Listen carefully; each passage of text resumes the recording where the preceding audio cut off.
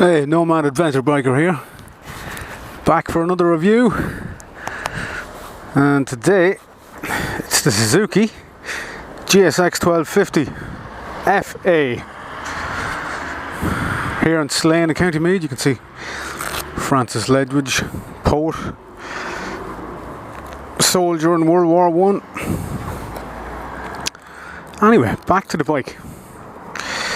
This is a bike that I didn't really give it a second glance really when they came out, and I suppose I had somewhat had contempt prior to any investigation about the bike, and I was wrong for that.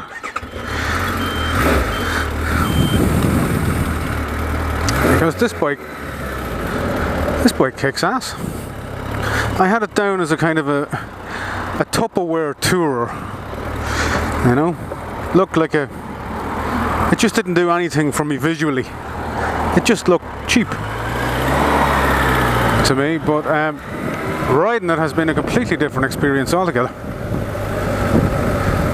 It produces ass loads of torque, 107 Newton meters of torque to be precise, and 97 brake horsepower, I think. So it's got more torque than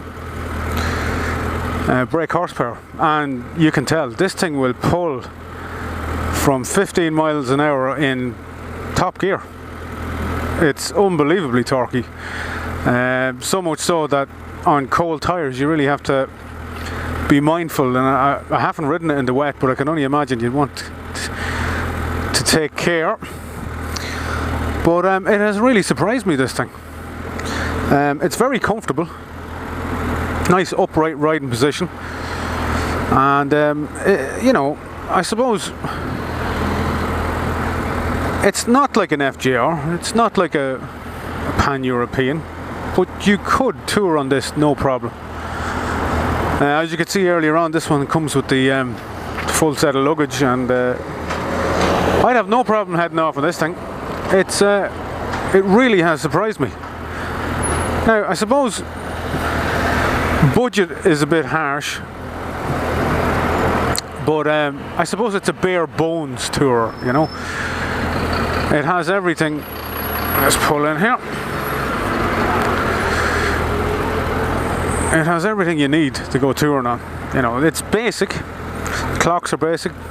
Yeah, to some of you, that probably looks familiar from the GSXR range of motorbikes. The clocks has a gear indicator, a trip meter, fuel gauge, which incidentally comes on a little bit too early for my liking,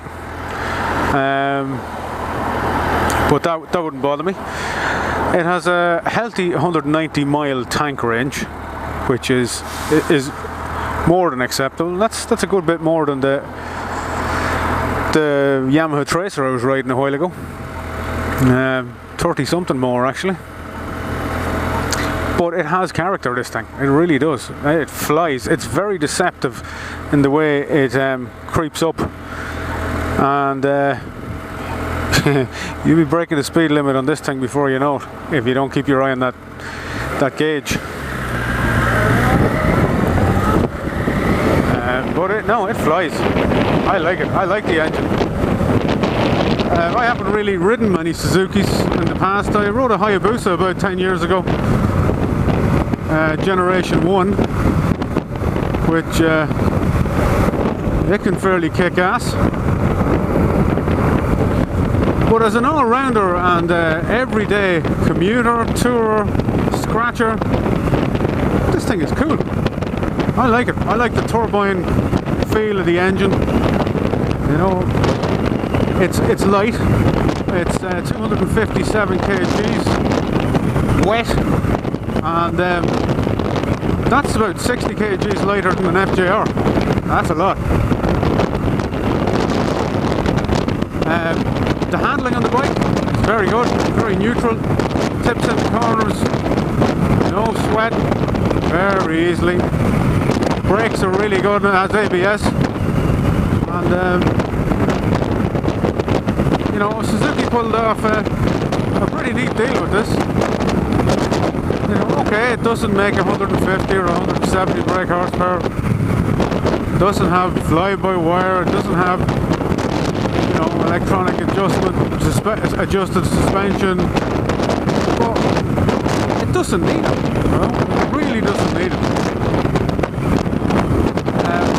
You know, and if you're in the market for a bike that won't cost a fortune, and as well has more than enough power to carry you, somebody else, and your luggage wherever you want to go, I mean, this is really worth considering. Again, I mean, like, I completely overlooked it. I had christened it the Tupperware Tour, and the truth is, it's not. You know, it really does tip into the bends nicely, and it has got serious power. I like it. Like I said, there's 190 miles tank range. It does about 40-ish again to the gallon, as with most of the bikes I've been reviewing lately. However, you push this thing on and it will drop considerably.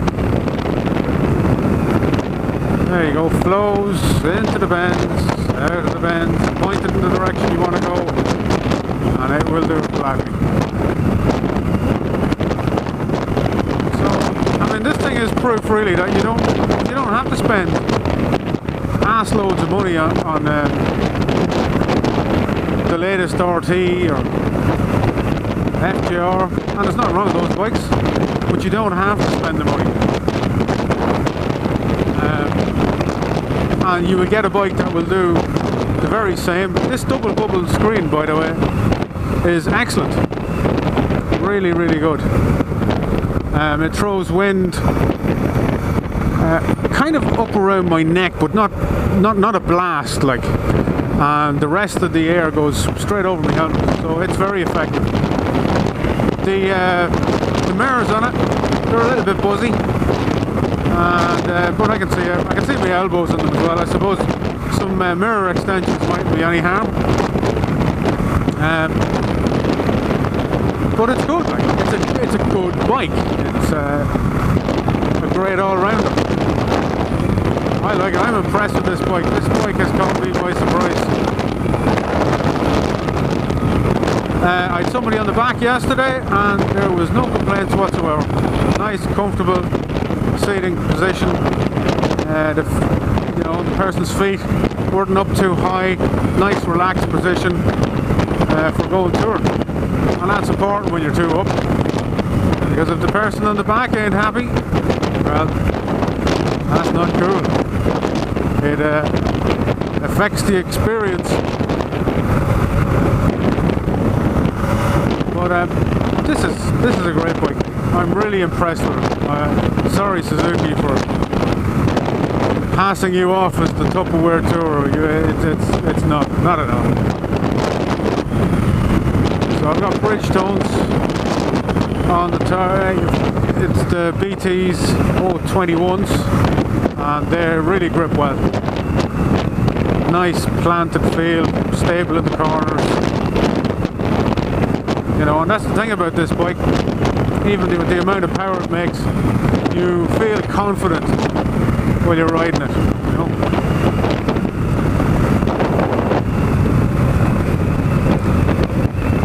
I can't remember what the seat height is on this, but I've got a 32-inch inseam and no problem getting my feet in the ground. I think there is a seat height setting on this that has to be adjusted. I think there's some fiddling around with the seat to be done if you want to lower it down, but I don't think it takes too long to do it. So there you go, there's my review of the Suzuki GSX1250. Well, it is a banded engine. They didn't name it a banded, but it is essentially a banded underneath all that Tupperware. So, but it's great. It's a great bike. Would I have one? Yeah, no problem. No problem at all. I'm enjoying riding this bike at the minute. So until I do my next review, not too sure what that'll be, I'll see you soon. Take it easy.